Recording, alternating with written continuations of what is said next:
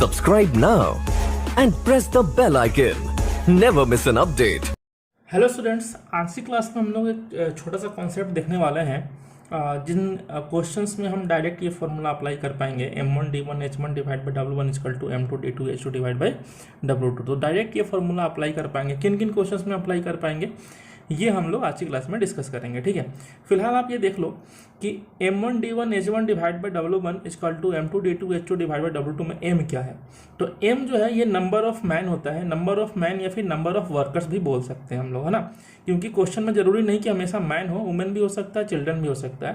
तो m को हम यहाँ बोलेंगे नंबर ऑफ वर्कर्स, d को हम यहाँ बोलेंगे नंबर ऑफ डेज, h को हम बोलेंगे यहाँ पे number of hours per day, है ना, W को बोलेंगे यहाँ पे अमाउंट ऑफ वर्क, या फिर हम इसको वेजेस भी बोल सकते हैं। आपको पता है कि वेजेस यानी कि जो मजदूरी होती है वो हमेशा वर्क के प्रपोर्शन में डिवाइड की जाती है। तो यहाँ पे W की जगह आप अमाउंट ऑफ वर्क भी ले सकते हो या फिर वेजेस भी ले सकते हो। ठीक है, तो चलिए इस कॉन्सेप्ट पे कुछ क्वेश्चंस करते हैं। तो देखते हैं आज की क्लास का पहला क्वेश्चन क्या बोला गया है। देखिएगा, बोला गया 5 men can prepare 10 toys in 6 days working 6 hours per day। In how many days 12 men prepare 16 toys working 8 hours per day. देखिए सिंपल सा फॉर्मूला है, आपको पता है क्या है, m1 d1 h1 divide by w1 is equal to m2 d2 h2 divide by w2। अब question में बोला गया कि 5 मैन है, शुरू में दिया हुआ है 5 man can prepare 10 toys in 6 day working 6 hours per day, यानी कि 5 मैन m1 की जगह 5 हो गया, 6 डेज वर्क करते हैं तो into 6, per day 6 our work करते हैं तो इंटू 6, और कितना ट्वाइस बनाते हैं 10 ट्वाइस, तो ये वर्क हो गया, 10 ट्वाइस क्या हो गया वर्क, तो यहाँ पे कितना हो गया divide by 10 is equal to, फिर बोला गया यहाँ पे 12 मैन, तो m2 की वैल्यू कितनी हो गई 12, d2 यहाँ पे पूछा गया है इन हाउ मेनी डेज, यानी d2 आपको निकालना है, h2 यहाँ पे दिया हुआ है 8 आवर्स पर डे ये लोग वर्क करते हैं तो h2 हो गया 8, और डिवाइड बाई अगर हम W2 की बात करें तो ये जो 12 मैन है इनको 16 ट्वाइस बनाना है, तो यहाँ पे कितना हो जाएगा 16। ठीक है, अब इस चीज को सॉल्व करके हमें क्या निकालना है, यहाँ पे हमें D2 निकालना है। ठीक है, तो इसको सॉल्व करते हैं। ये कितना हो गया 2, ये कितना हो गया आपका 6 कैंसिल हो गया, इसको सॉल्व कीजिएगा तो 3 5 5 5 कैंसिल हो गया, यानी D2 की जो वैल्यू है वो कितनी आ गई 3 डेज। ठीक है, तो बहुत ही सिंपल सा क्वेश्चन है, यहाँ पे D2 की वैल्यू क्या हो जाएगी 3 डेज। ठीक है, चलिए नेक्स्ट क्वेश्चन देखते हैं। तो नेक्स्ट क्वेश्चन में क्या बोला गया है, बोला गया एक कॉन्ट्रैक्ट है is to be completed in 46 days, एक कोई कॉन्ट्रैक्ट है जो कि 46 डेज में कंप्लीट होने वाला है, and 117 man were to set to work, यानी कि 117 लोग को काम पे लगा दिया गया है और सब लोग जो है वो 8 आवर्स पर डे काम करते हैं। अब देखिए अगर हमने 117 लोगों को काम पे लगाया है और ये लोग 8 आवर्स पर डे वर्क करते हैं, तो इसका मतलब ये नहीं कि 46 डेज में ये लोग काम कंप्लीट कर ही देंगे, ऐसा कुछ इस क्वेश्चन में अभी तक नहीं लिखा हुआ है। ठीक है, फिलहाल हम फॉर्मूले की बात करें तो फॉर्मूला हमें पता है क्या है, m1 d1 h1 divide by w1 is equal to m2 d2 h2 divide by w2। अब आगे क्या बोला गया इस क्वेश्चन में, देखिएगा आफ्टर 33 डेज यानी कि 33 दिनों के बाद 4/7 of the work is completed, यानी कि 33 डेज में कितना वर्क होता है 4/7, यानी कि 7 वर्क करना था, उसमें से 4 ही काम हुआ है। अब देखिए कितने लोगों को अपने काम पे लगाया था, तो m1 की वैल्यू हो गई 117। ठीक है, कितने दिन तक काम किया इन लोगों ने, तो फिलहाल इन्होंने काम किया है 33 डेज तक, और पर डे ये लोग कितना काम करते हैं, तो पर डे ये लोग 8 वर्क करते हैं, और कितना काम कर दिया, तो बोला गया यहाँ पे 4/7 यानी कि 7 वर्क करना था, लेकिन अभी कितना वर्क हुआ है, सिर्फ 4 काम हुआ है, तो W1 की जगह कितना हो जाएगा 4 इज इक्वल टू, फिर क्या बोला गया how many additional man may be employed, यानी कितने एक्स्ट्रा लोग को और काम पे लगाना पड़ेगा, दैट मीन्स m2 की वैल्यू क्या होगी ये मुझे पता नहीं है। ठीक है, अच्छा क्यों लगाना पड़ेगा एक्स्ट्रा मैन को, क्योंकि हमें वर्क जो है ना वो कंप्लीट करना है टाइम में, so that work may be completed in the time, यानी कि जो गिवन टाइम है 46 डेज का, उस टाइम में वर्क कंप्लीट हो जाना चाहिए। अब देखिए 46 डेज में 33 डेज तो हो गया कंप्लीट। यानी कि जो रिमेनिंग डेज है वो कितना बचा हुआ है 13, तो यहाँ पे कितना हो गया 13 इंटू ये लोग पर डे कितना वर्क करेंगे, तो पर डे ये लोग 9 आवर्स वर्क करेंगे, डिवाइड बाय W2 की अगर हम बात करें तो देखिए 4 आउट ऑफ 7 वर्क हो गया, यानी 7 में से 4 कम हो गया, तो रिमेनिंग वर्क हम बोल सकते हैं यहाँ पे कितना हो जाएगा 3। तो इस चीज को हम सॉल्व करते हैं, ठीक है। 13 9 का कितना होता है 117, कैंसिल हो गया, और बाकी इसको सॉल्व कीजिएगा तो ये हो गया 2 टाइम्स, तो M2 की वैल्यू क्या हो जाएगी 33 इंटू 2 और इंटू 3, तो ये इसको मल्टीप्लाई करो, 3 इंटू 2 6 हो गया, 6 इंटू 33 कितना होता है 198, यानी M2 की वैल्यू क्या हो जाएगी 198, ठीक है ना। यानी कि अगर यहाँ पे देखा जाए तो यहाँ पे अगर 117 लोग काम कर रहे हैं तो यहाँ पे कितने लोग काम करेंगे 198 लोग काम करेंगे। बट क्वेश्चन में हमसे क्या पूछा गया, हाउ मेनी एडिशनल मैन में बी एम्प्लॉयड, कितने एक्स्ट्रा लोग एम्प्लॉय हमें यहाँ पे काम पे लगाने पड़ेंगे। तो यानी कि 198 में से माइनस कर दो आप 117 को, तो ये कितना हो जाएगा 81, यानी कि 81 हमें एक्स्ट्रा मैन को यहाँ पे लगाना पड़ेगा काम पे 33 डेज के बाद, क्योंकि हमें काम जो है वो गिवन टाइम पीरियड के अंदर कंप्लीट करना है, ठीक है। तो उम्मीद करते हैं ये चीज समझ में आ गई होगी आप लोग को।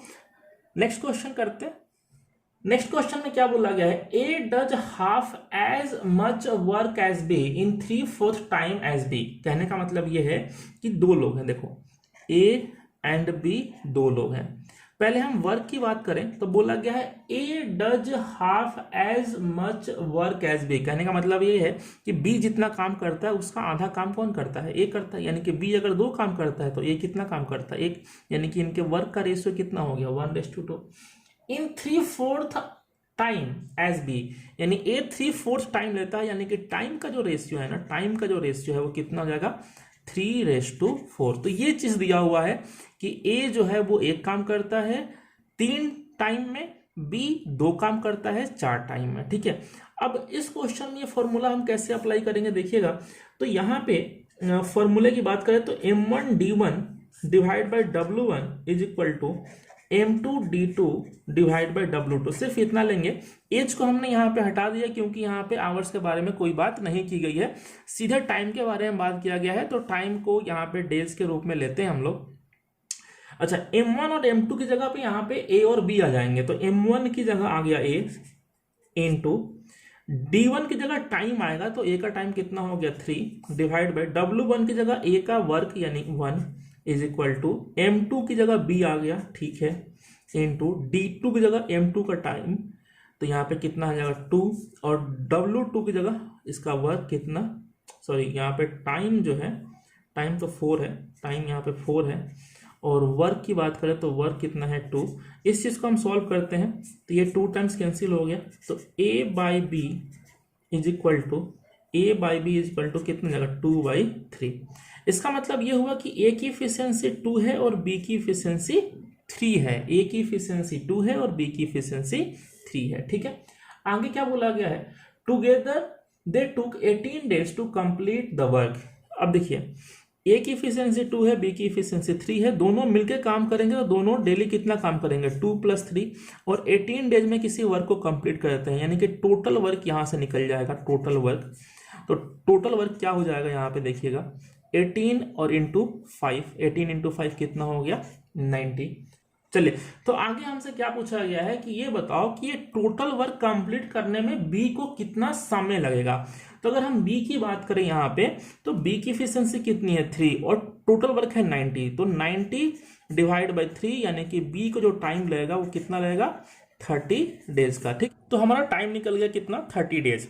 अब इसी क्वेश्चन में अगर हम थोड़ा कंसेप्ट की बात करें, अगर हम चाहें कि ये चीज हम अप्लाई नहीं करें तो भी हम इस क्वेश्चन को कर सकते हैं। कैसे देखिएगा, देखिए यहाँ पे हमने इस कॉन्सेप्ट को अप्लाई करें, क्या निकला था ए और बी की इफिशियंसी निकाली थी यहाँ पे कि ए की इफिशियंसी 2 हो गई और बी की इफिशियंसी कितनी हो गई 3 हो गई।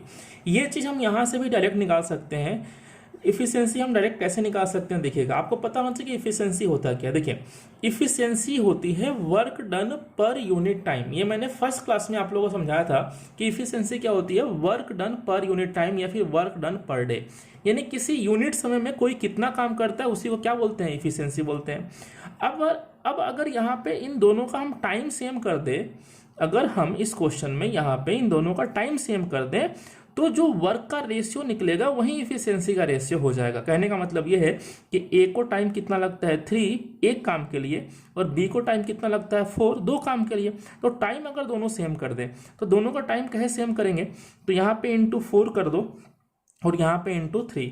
अब यहाँ इंटू 3 तो यहाँ भी इंटू 3 और यहाँ इंटू 4 तो यहाँ भी इंटू 4। कहने का मतलब ये है कि ए जो है वो 12 टाइम में 4 वर्क करेगा और बी जो है वो 12 टाइम में 6 वर्क करेगा। इन दोनों में से अगर हम कॉमन निकालें तो 2 कॉमन निकल जाएगा यहाँ से, तो यहाँ पे 2 बचेगा। तो यहाँ पे आप देख पा रहे हैं कि ए के लिए यहाँ पे वर्क 2 बचा और बी के लिए कितना वर्क बचा 3। कहने का मतलब ये है कि ए 12 टाइम में अगर 2 वर्क करेगा तो बी 12 टाइम में 3 वर्क करेगा।